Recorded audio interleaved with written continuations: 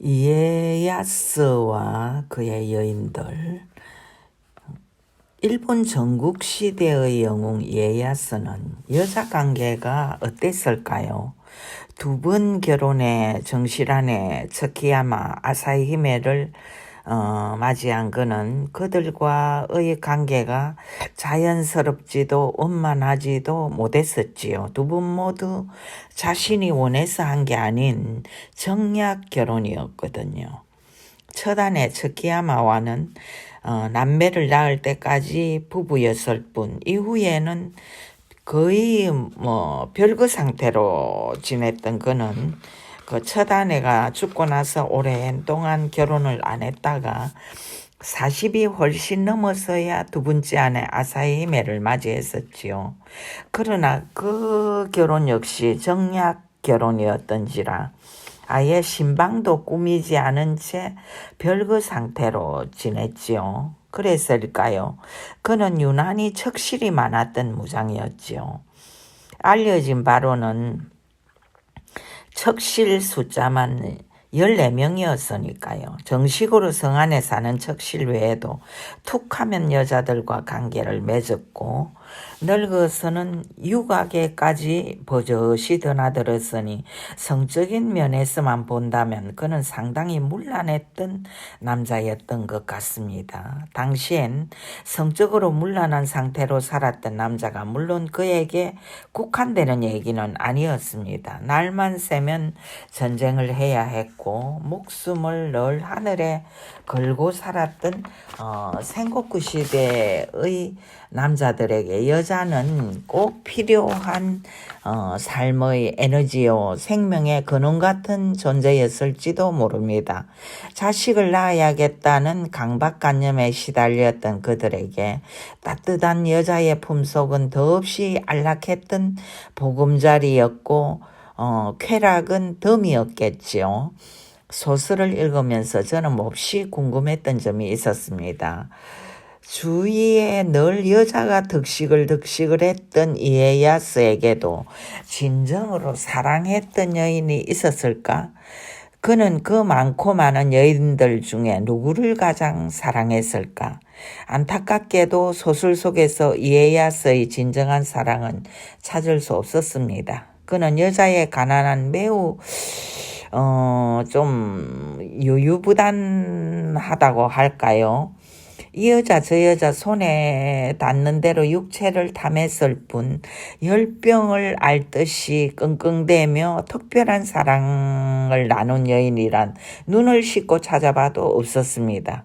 여자에게도 전쟁을 대하는 심정만큼이나 대담무상하고 적극적이었던 노부나가는 자신보다 나이 많은 정실 노히메를 능수능란하게 다루었고 그녀가 아기를 못 낳자 스스로 가신집이며 어디며 돌아다니며 예쁜 여자들을 데리고 와서 척실로 삼았습니다. 그는 하룻밤 사이에 두 여자를 품고 사랑하는 정력적인 모습도 보였었죠. 그리고 늘 노히메를 의지하고 사랑하는 모습을 보였고요. 그는 정실 아내를 동지처럼 친구처럼 누나처럼 사랑하고 의지했던 것 같아요. 사사건건 의논하는 모습이 소설 곳곳에 나옵니다. 히데요시는 어땠을까요? 요도기미의 어머니이며 노부나가의 여동생인 당대 그 최고의 미인 오이치를 보면서 가슴 아리했던 장면이 소설엔 여러 번 나옵니다.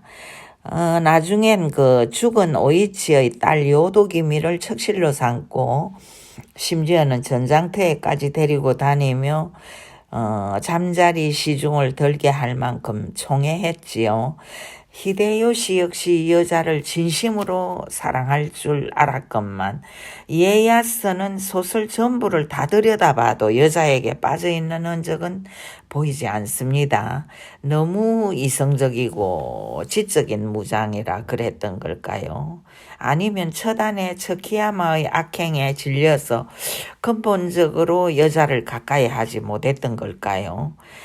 소년 시절 이에야스는 요시모토의 인질로 선푸에 살았을 때 어두워진 정원에서 남녀가 정사를 하고 있는 장면을 목격합니다. 생고쿠 시대의 사람들에게 정절의 가치 따위는 논할 게 못됩니다. 10살만 지나도 의뢰의 남녀가 어울리고 사촌끼리의 사랑도 얼마든지 나눌 수 있었던 시대였던지라 혼전관계란 이후의 결혼에 그다지 영향을 미치지 못했습니다. 그래서 그날 정사를 나눈 두 남녀가 세나히메와 사촌오빠와 우지자네라는 사실을 알았을 때 이에야스의 충격은 그렇게 크진 않았습니다. 그러나 막상 그런 장면까지 보여준 장본인인 세나히메, 더구나 자신보다 6살씩이나 많았던 여자랑 결혼을 명받았을 때의 그의 심정은 그리 편하지 않았을 것 같습니다.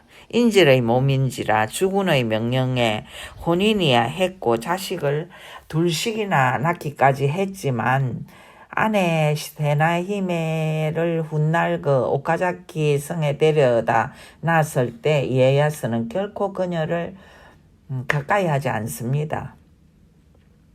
이후로는 악연이 계속되었죠. 다정하게 다가오지 않는 남편에게 세나히메 즉 츠키야마는 광기를 폭발시키며 분노했고 그녀의 하녀 오만이 마님을 대신해 주군을 이제 설득하기 위해서 이제 찾아가고 그랬었지요.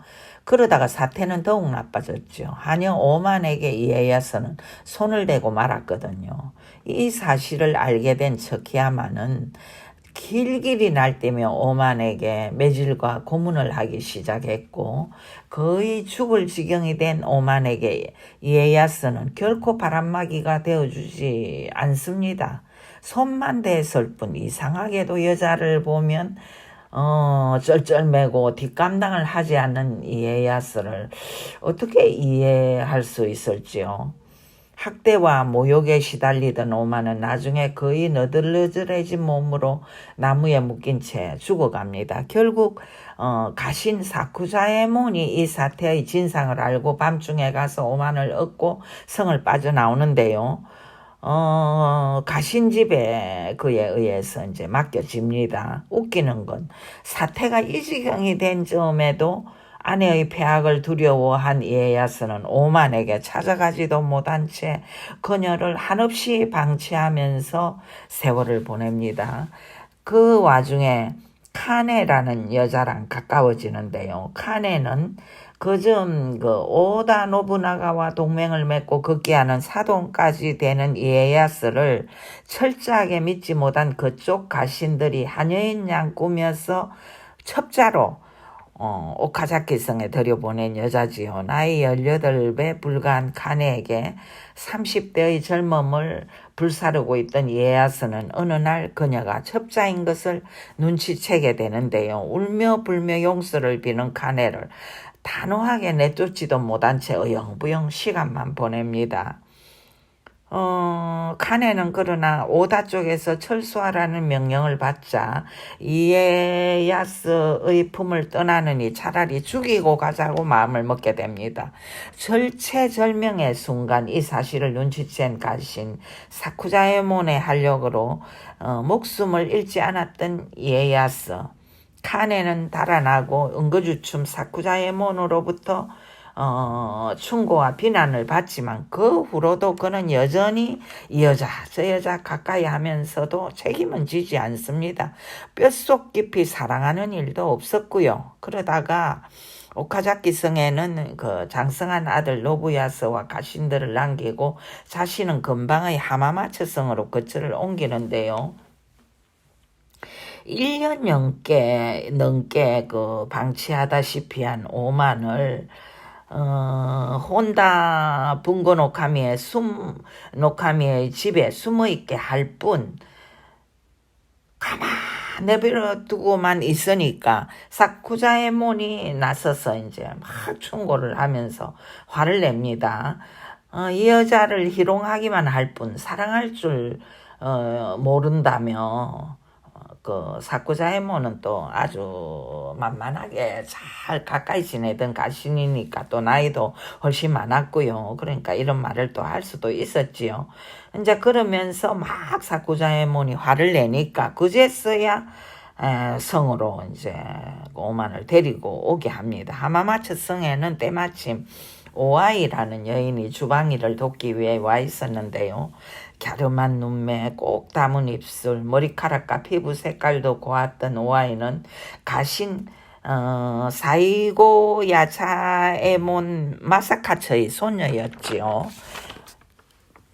남편 요시카츠가 있었지만 전장터에서 이미 죽었고 설아의 그 남매를 키우고 있다는 얘기를 듣고 이에야스는 참으로 오랜만에 이제 열정 비슷한 감정을 느낍니다. 워낙 분미가 있는 데다 성격도 좋고 단정한 오아이는 분수에 넘는 짓은 절대로 하지 않는 차분한 여인이었는데요. 마음에 들면 척실로 삼아 데리고 살면 될 것을 이에야스는 또 엉뚱한 짓을 합니다. 아무 이유 없이 사쿠자에몬을 통해 믿을 만한 가신의 집에 맡겨버리거든요. 졸지에 그 가신은 오아이의 그 자식들까지 떠맡아서 보호를 하게 되는데요. 무려 2년이 넘어 3년이 가깝도록 오아이는 그 가신의 집에서 지내게 됩니다. 데리고 오지도 않고 그렇다고 드나들면서 사랑하지도 않으면서 마치 잊은 것처럼 무관심하게 방치해버리는 이에야스. 여자의 가난한 그의 행동은 이렇듯 항상 애매모호하기만 한데요. 정치력이나 싸움이나 심지어 지적인 수준까지도 너무도 뛰어난 무장이었고 영웅으로 불렸던 그가 여자에 대해서만큼은 항상 이렇게 그 유약한 태도를 취하며 분통 터지게 했는지 정말 알다가도 모를 일입니다. 평생을 성적 허기를 메꾸는 도구로서의 여인으로 여자들을 대해왔던 이에야스는 사쿠자에몬의 말 맞다나 여자를 놀이로 생각하고 희롱했을 뿐 사랑할 줄 몰랐다고밖에 말할 수 없을 것 같습니다. 결국 츠키야마가 바람남 그 창녀가 됨으로써 나중에 남편의 가슴에 비수를 꽂지만요. 그것이 꼭 츠키야마의 잘못만은 아니라는 생각이 들기까지 합니다. 저는 2년 반이 지나서 이제 오아이를 성안에 부른 이에야스는 다케다 신겐가의 미카다 가하라 전투를 앞두고서야 처음으로 이제 데리고 잡니다. 오늘부터 너는 내 곁에 있으라면서요. 성실하고 착한 데다가 분명한 성품이었던 오아이는 그때부터 가장 신망을 받는 척실로서 살게 되는데요.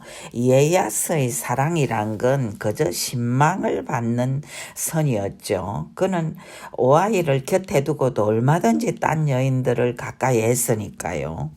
오마는 하마마츠 성에 들어와 살면서 임신을 하게 되었는데요. 이 사실을 안 츠키야마는 이를 갈며 산모를 주기로 하지요. 그래서 이제 하녀 키노를 보내가지고 죽이라고 명령까지 하게 됩니다.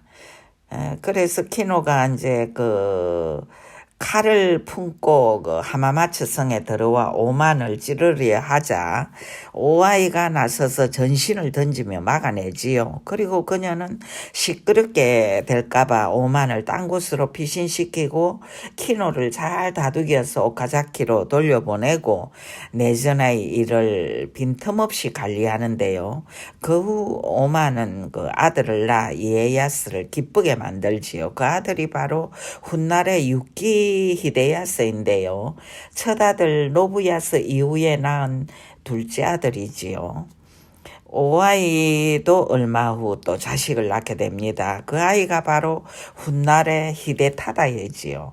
셋째 아들이면서 이에야스의 후계자가 되는 그 히데타다의 성품이 못하지 않고 반듯하며 온건했던 건 생모 오아이를 닮았기 때문일 거라고 생각해 봅니다. 이에야스는 척키야마가 죽고 난 후 수많은 척실들을 들여 자식을 낳게 했지만 대부분이 그렇게 오래 살지 못하고 죽었고요.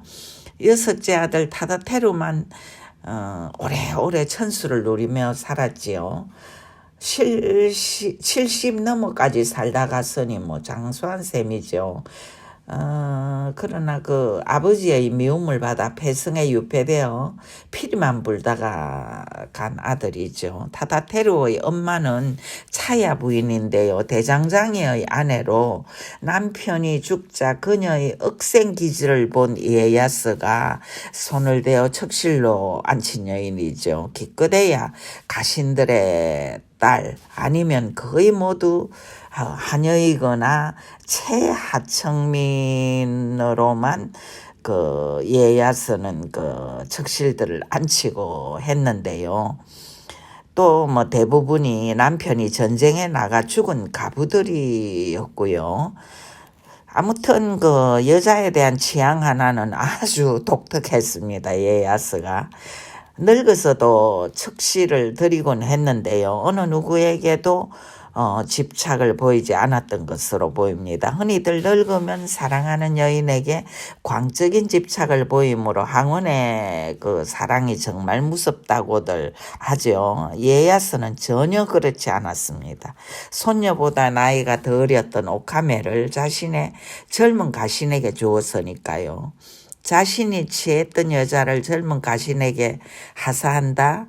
매우 야만적으로 보이는 이런 간섭은 생코쿠 시절에 흔히 있었던 일들이었던지라 여인도 가신도 매우 만족해하는 것이 소설에 나옵니다. 아무튼 척키야마는 40이 안 된 나이로 죽었고 오아이 역시 30을 넘긴 나이로 죽습니다. 오마는 그 아들 유키 히데야스가 일찍 죽자 절에 들어가 성녀가 되었고요. 또 아사히 히메는 40이 넘어서 죽었죠. 이 이에야스의 사랑도 전혀 받지 못한 채요. 타다테루의 생모 차야 부인은 아들이 이에야스의 미움을 받아 폐성에 유폐되는 걸 보며 탄식하지만 끝까지 성에 남아서 늙은 이에야스를 보살피지요. 그런 그녀를 가엾게 여긴 이에야스는 자신이 간직하던 피리를 주며 나중에 타다테루에게 전하라고 하지요. 불타는 사랑 따위는 한 적이 없지만 자기에게 속했던 여인들에게 그는 언제나 그 연민을 가지고 있었던 군주였던 것 같습니다. 에로스적인 사랑 대신 휴머니즘에 가까운 감정을 자신의 여인들에게 가지고 있었던 거라고 생각이 되는데요. 학문을 사랑해서 늙어서도 하야시도 슌이라는 20대의 철학자를 성으로 불러 늘 논어를 강의하게 하고 장자의 해설을 들었다는 이에야스. 지장이며 덕장이었고 용장이었으며 뛰어난 정치가였던 이에야스. 이에야스는 무수히 많은 여인들을 가까이 하면서 살았지만 그 여인들 중에서 과연 진정으로 행복감을 느낀 여인이 있을까 하고 생각해 보면은 제 생각에는 없었던 것 같습니다. 그렇게 많은 여인들이 한 남자를 상대로 살았다고 볼 때 과연 누가 행복했을까? 인간이란 사실 1대1로 서로 사랑할 때 행복한 거지. 이렇게 한 사람을 상대로 수십 명이 서로 관계를 맺고 산다면 행복할 수는 없다는 생각이 저는 들고요. 아무튼 오늘은 여기서 마칩니다. 들어주셔서 감사하고요. 목소리가 지금 많이 좀 이상하게 나오죠. 어제부터 제가 목이 많이 아픕니다. 지금 오미크론이 아직 한 번도 안 걸렸는데 제발 아니기를 바라면서 내일 진찰을 한번 해볼까 합니다. 아무튼 또 다시 여러분을 책으로 뵙겠습니다. 감사합니다.